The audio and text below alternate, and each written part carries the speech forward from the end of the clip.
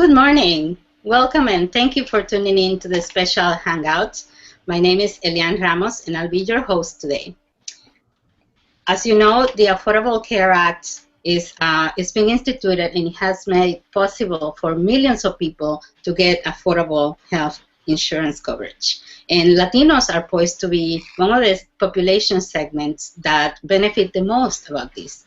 But as we know, there are a lot of questions that are still in the minds of Latino consumers. And so to answer these questions today, I have the great honor to welcome the Secretary for the U.S. Department of Health and Human Services, Sylvia M. Burwell. Welcome, Secretary. Thank you. Also with us today, and to ask some questions that are in the minds of Latino consumers, are some of the top bloggers in the country, the top Latina bloggers. And so we have with us Elisa Batista. Hi. Elisa is the founder of the blog Mother Talkers, and she's a blogger and activist for parenting issues. Thank you for being here, Elisa. Thank you for inviting me. Next, we have Helen Troncoso, who is a blogger at Reinventing You. How are you, Helen? Hi. Hi, Elian. Hi, Secretary Burwell. Thank you for being here. And last but not least, we have Monique Frausto, who is a U.S. Air Force veteran, and she's also a blogger at Curves and Chaos, and she's the founder of the blogging network Blogs by Latinas. Welcome, Monique. Hello, Elian. Hello, Secretary. And so I'm going to introduce the Secretary. I would like for the Secretary to give us her remarks first, and then we go right into the questions. Secretary. Great. Thank you so much, and thanks for the opportunity to have a conversation with you all. It's an exciting time. We're about to start open enrollment, which will start on Saturday, and that's the period where people can come in and shop to find affordable, quality health care that can help them both in terms of their health and taking care of themselves, something that I know is incredibly important to this population, and to folks also in terms of their economics, so that they can live in security and know that if they do have health incidents, they've got coverage and can take care of them. So we're very excited, and thanks for the opportunity to have a conversation about everybody getting out starting this Saturday. But actually, you can start window shopping right now, which I know a lot of people like to do, to get a sense of, so if my income is this amount, what kind of plans could I look at? What kind of premiums would I have? What kind of deductibles? That's already up, and it's up in both Spanish and English. That's wonderful. That's wonderful. But I would like to start even with something a little more basic, Secretary. Thank you for letting us know about the preview website. But what is the health insurance marketplace? I know that some of our people don't really understand what it is, and also when can people start enrolling for the next enrollment period? So the marketplace is a place where people who do not have health insurance can go to find out about how they can get affordable care and coverage. And what they can do is they can go in, put in their information, and find out, for some families, their children or they may be covered by Medicaid. For others, it may be something called the Children's Health Insurance Program, CHIP. And for many people, it's an opportunity to be able to shop so that they can get insurance coverage for their families. It's also a place where you can receive financial assistance from the government to make sure you can afford the health care that you need. And so you go on and you look for a plan and you shop and enroll and get covered. Beautiful.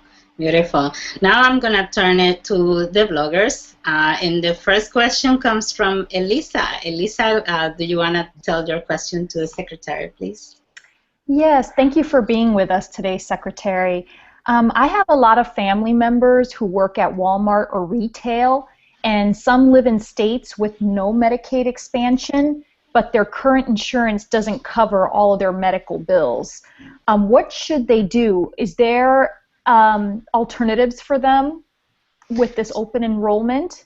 So they should check and make sure, and this is one of the things that's most important about having a marketplace where there's choice and where you can shop and find out what your opportunities are in terms of different types of coverage and what is offered to you under based on your income or based on your situation. So would encourage everyone to go and do that. The other thing, though, you've hit upon an extremely important issue, and one that even in my relatively short time as secretary here, I've spent a lot of time on, and that's the issue of Medicaid expansion and expanding that ability in a number of more states. Right now, there are 27 states plus the District of Columbia which have expanded, but we need to work to do more, and that is a very important part of ensuring that people across the country have affordable coverage.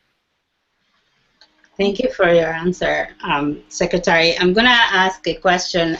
When we first announced that you were going to come into the Hangout, I started getting a lot of questions from the audience, and one of the most common questions I got was it had to do with mixed immigration and the mixed immigration status. As you know, that's something that a lot of our families are going through. And so the question is, can mixed status families get coverage in the marketplace, and what about Dreamers?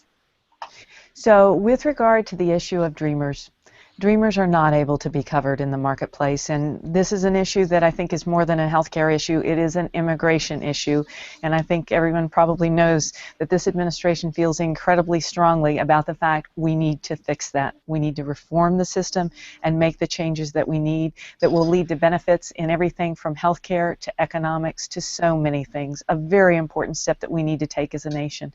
With regard to the issue of mixed families, absolutely. Mixed families should come, they should seek and try, go on the site, they'll find out they can get financial assistance, they may be eligible for different programs for their children or themselves depending on which members of their family in terms of what is mixed. So everyone should come on, and folks should not be scared because this is not information in any way, no questions will be asked, and it is not about an immigration issue. So people should come on, they should get that coverage they need, and they should get the financial assistance that they are afforded for many of these mixed families. Thank you for that question, for that answer. Now I'm going to have Helen say her question to the Secretary. Helen, if you want to go ahead. Hi, Secretary. Hi, Helen. What are your plans to improve access to reproductive health services for women of color, especially in those states that have rejected Medicaid expansion? The issues of reproductive health and women's health are something that have been a part of the bedrock of the Affordable Care Act. And whether it's making sure that discrimination can't occur for women because they have other health needs, to making sure that certain preventive coverages are available without paying extra money, and whether that's things like pap smears and other things, or even help when you have a child in terms of breastfeeding. And so those are the kinds of benefits that are in the plans that you will see when you go to the marketplace. You again hit on an important topic, and I'll just repeat the importance of working all of us together to make sure that that Medicaid expansion occurs. It's great for the people who will benefit from it individually. It also is important to states' economies as well, because it does help with the issue of rural hospitals, other hospitals in terms of having paid for care. It's an important issue for care, it's an important issue for economics too. But the issue of women's health is one that the Affordable Care Act makes great progress in for those who are already covered and for those who are going to come in and get coverage through the marketplace, which we hope folks are going to do starting on Saturday.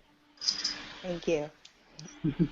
Wonderful. I have another question from one of the bloggers that wasn't able to make it today, and but it's an important question, and I would like for the Secretary to address it.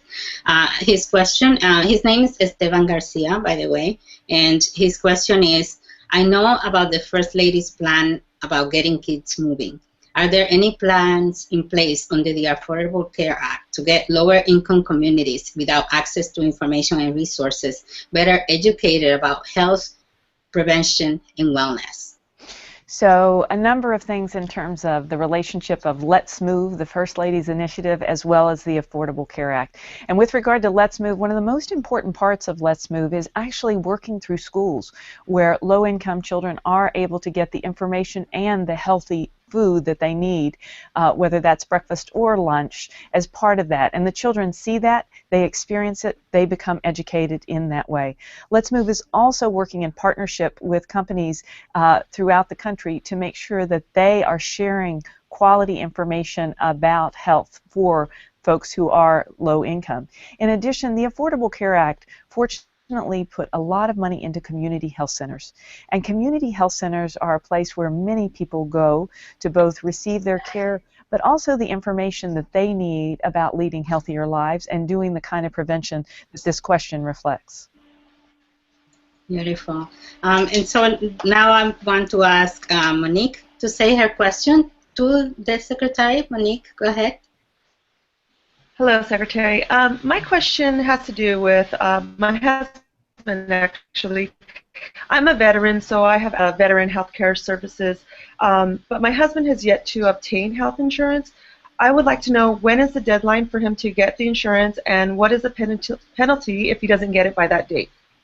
So with regard to your husband and getting coverage, everything, the marketplace opens on November 15th, that's this Saturday, and it goes through February 15th. And so there are 3 months that he can look, he can shop, he can think about.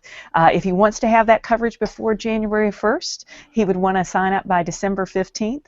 So that's the timetable on which he should get the coverage and go in and do it, although can do it all the way through till February 15th. But if you want that coverage by January 1st, you want to get in there by December. The other thing with regard to your question about the fees that folks would pay, in terms of that, in 2015, next year, it's about 2% of your taxable income above a certain level in terms of what starts to be taxed, your income that is actually taxed. And just to give an example, if, for instance, it's an individual, not with any other children, and you make about $40,000, that amount of money that you would pay would be about $600. That's actually pretty affordable. So I hope that answers your question, Monique. Thank you, Secretary. Yes, thank you.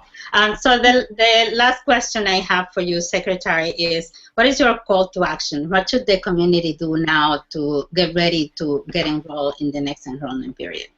So the community, I think, for those who are knowledgeable, have gotten enrolled and know about it, need to make sure they're spreading the word, and spreading the word about both re-enrollment and open enrollment, and helping people understand what they need to do and the fact that there is financial assistance for affordable care that can provide quality care to families in a way that they can afford. And what people need to do is know you can go and seek information and try and enroll and do enroll through 3 different ways. One, if you prefer to seek assistance face-to-face, go to localhelp.healthcare.gov, and there you can find out where someone in your community can talk to you. And one of the things that we're trying to do is talk to people who are trusted people in communities, whether that's churches or assisters or groups. And as a matter of fact, we will be having enrollment summits. There are 9 Latino enrollment summits happening this Saturday, and that's a place where people can go and get that individual help. They could also go to the 1-800 number, 1-800-318-2596, 24/7 if they'd like to do it by voice. And finally, for those who want to do it online, go to healthcare.gov or cuidadodelsalud.gov. So there are a number of different ways. We hope everybody in the community is supporting people to get the information they need to make great choices for themselves and their families. Beautiful. Thank you. I like your Spanish, Secretary. Very nice. It's my Spanish with a Greek accent, so I apologize for that.